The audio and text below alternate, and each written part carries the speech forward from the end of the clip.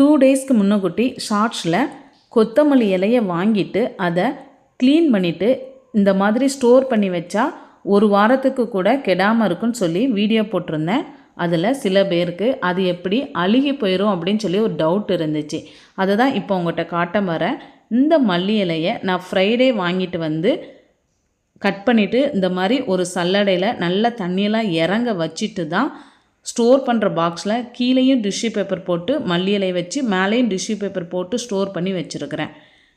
இப்போது ஃப்ரைடே வாங்கிட்டு வந்த மல்லி இலையை நான் புதன்கிழமை எடுத்து பார்க்குறேன். இது நல்லா தண்ணியில் கழுவிட்டு வச்சது ஃப்ரெஷ்ஷாகவே இருக்குது. கொஞ்சம் மல்லி இலை எக்ஸ்ட்ரா இருந்ததுனால இன்னொரு பாக்ஸ்லையும் ஸ்டோர் பண்ணி வச்சுருந்தேன். அது கூட கொஞ்சம் பழுத்துட்டு வருது. இன்னும் 2 நாள் போனாலே சீக்கிரத்தில் அது அழுகி போயிடும். ஆனால் வாஷ் பண்ணி டிஷ்யூ பேப்பர் போட்டு வச்ச மல்லி இலை நல்லா ஃப்ரெஷ்ஷாகவே இருக்குது. 5 நாள் ஆகியும் கெட்டே போகலை.